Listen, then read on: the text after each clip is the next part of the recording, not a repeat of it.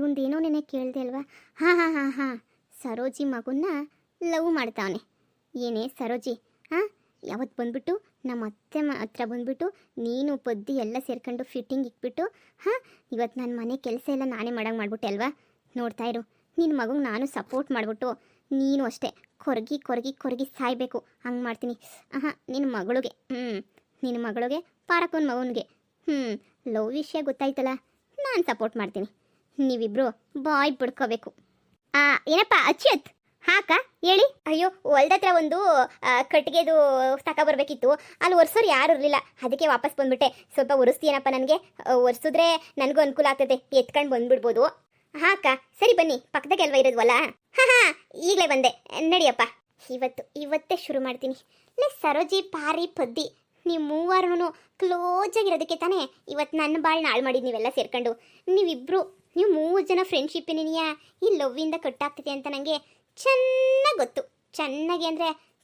ಗೊತ್ತು. ಅದಕ್ಕೆ ನನ್ನ ಹಾಳು ಮಾಡಿದವ್ರನ್ನ ನಾನು ಹಾಳು ಮಾಡಲಿಲ್ಲ ಅಂದರೆ ನನಗೆ ನಿದ್ದೆನೇ ಬರಲ್ಲ. ಅದಕ್ಕೆ ಫಿಕ್ಸ್ ಮಾಡಿಬಿಟ್ಟಿದ್ದೀನಿ, ಇವತ್ತು ಏನೇ ಆಗಲಿ ಇವನ ಹತ್ರ ಮಾತಾಡಿ ಮಾಡ್ತೀನಿ ನೋಡಿ. ನಿಮ್ಮ ಫ್ರೆಂಡ್ಶಿಪ್ನೆಲ್ಲ ನಾನು ಒಡೆದಾಕ್ಬಿಡ್ತೀನಿ.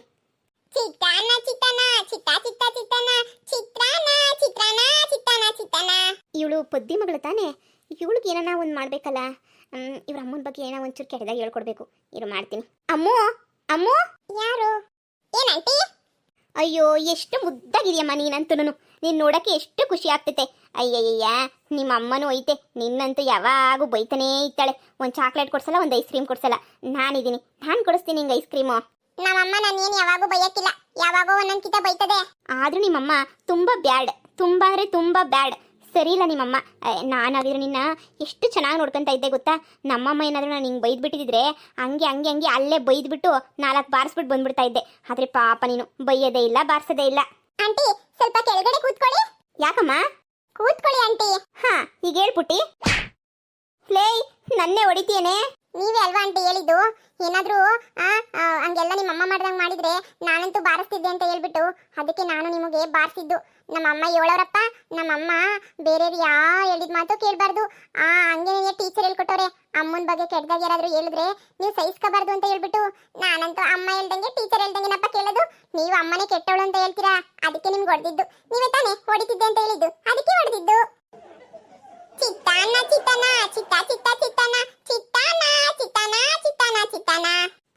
ನನಗೆ ಬೇಕಿತ್ತಾ ಈ ಮರಿ ರಾಕ್ಷಸಿನ ಕರೆದ್ಬಿಟ್ಟು ಕೆನ್ನೆ ಗೊಡಿಸ್ಕೊಳ್ಳೋ ಅಂಥದ್ದು? ಅಪ್ಪ ಸದ್ಯ ಇವಳು ಕೆನ್ನೆ ಹೊಡೆದಿದ್ದು ಯಾರು ನೋಡಲಿಲ್ಲ. ನೋಡ್ಬಿಟ್ಟಿದ್ರೆ ನನ್ನ ಮಾನ ಮರ್ವದಿ ಎಲ್ಲ 3 ಕಾಸ್ಕ ರಾಜಾಗೋದು. ಅಯ್ಯೋ ಅಕ್ಕ, ಎಲ್ಲಿ ಸೌದೆದೇನು ಇಲ್ವೇ ಇಲ್ಲ? ಓಹೋ ಬಂದ್ಬಿಟ್ಟಿನಪ್ಪ ನೀನು. ಅಯ್ಯೋ ಅದೇ ನಾನು ನೋಡ್ತಾ ಇದ್ದೆ, ಎಲ್ಲೋಯ್ತು ಅಂತ ಹೇಳ್ಬಿಟ್ಟು. ನನ್ನ ಸೌದೆನೇ ಕಾಣಿಸ್ತಿಲ್ಲ. ಓ ಹೌದಾ, ಸರಿ ಅಕ್ಕ, ಯಾರೋ ತಗೊಂಡೋಗಿರ್ಬೇಕೋ, ನಾನು ಬರ್ತೀನಿ. ಅಚ್ಯುತ್. ಹಾಂ ಹೇಳಿ ಅಕ್ಕ, ನಾನೊಂದು ವಿಷಯ ಕೇಳ್ಪಟ್ಟೆ, ನಿಜನಾ? ಏನು ವಿಷಯ ಅಕ್ಕ? ನೀನು ರಚ್ಚು ಲವ್ ಮಾಡ್ತಾ ಇದ್ದೀರಾ ಅಂತ ಕೇಳ್ಪಟ್ಟೆ, ನಿಜನಾ?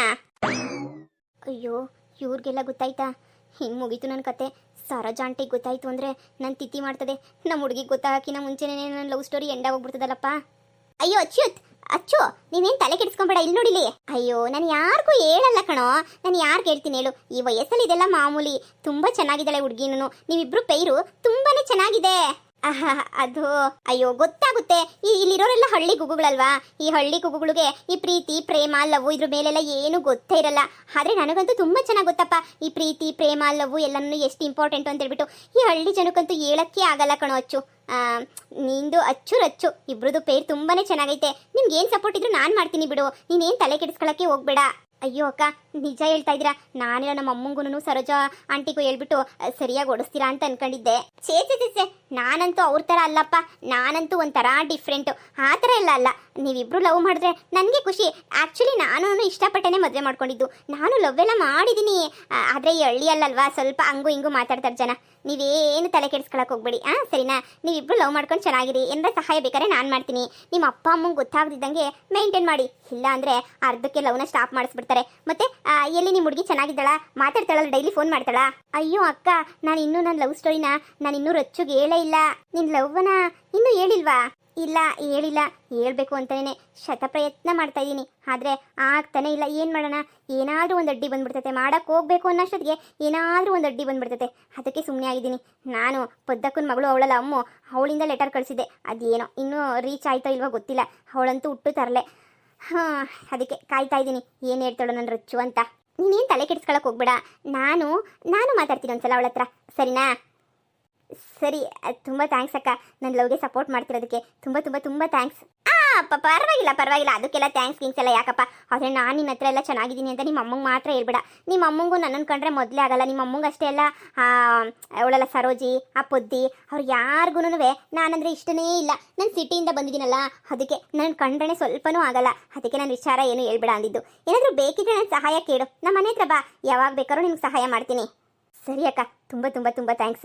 ನಾನು ಹೆಂಗಾದರೂ ಮಾಡಿಬಿಟ್ಟು ಹೆಂಗಾದರೂ ಮಾಡಿ ಹೇಳ್ತೀನಿ, ನಾನು ಹೇಳ್ತೀನಿ. ನಾನು ರಚ್ಚುಗೆ ಹೇಳ್ತೀನಿ ನಾನು ಲವ್ ಮಾಡ್ತಿದ್ದೀನಿ ಅಂತ. ಫಸ್ಟ್ ಆ ಕೆಲಸ ಮಾಡು, ಅದು ಮಾಡಿಬಿಟ್ಟು ಆಮೇಲೆ ಇದು ಮಾಡು. ಈಗ ಸುಮ್ಮನೆ ಇಷ್ಟಪಡ್ತಾವಳೋ ಇಲ್ವೋ ಗೊತ್ತಿಲ್ಲ, ಸುಮ್ಮನೆ ಯಾಕೆ ಟೈಮ್ ವೇಸ್ಟ್ ಮಾಡ್ತೀಯಾ?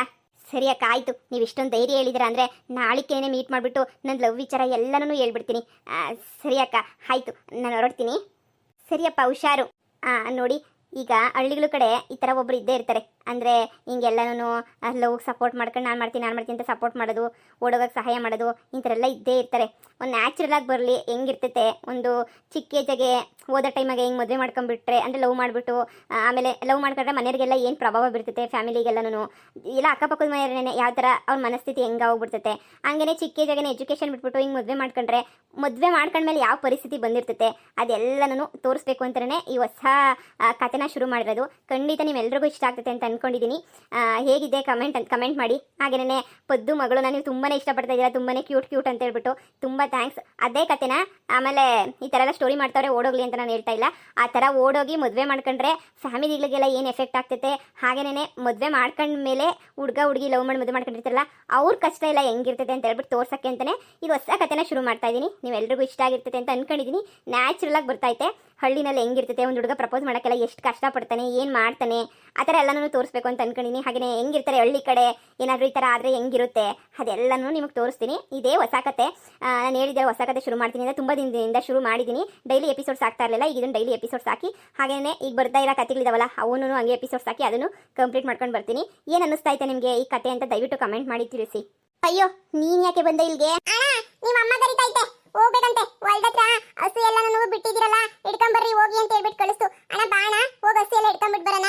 ನಾನು ಯಾರು ಬುದ್ಧಿ ಕಲಿಸಿದ್ರು ಇವಳು ಮಾತ್ರ ಬುದ್ಧಿ ಕಲ್ಸಕ್ಕಾಗಲ್ಲ. ಇವಳನ್ನ ನನ್ನ ಕೈಗೆ ಹೆಂಗಪ್ಪ ಹಿಡ್ಕೊಳ್ಳೋದು ಅಂದರೆ ಗೊತ್ತಾಗ್ತಾನೆ ಇಲ್ಲ.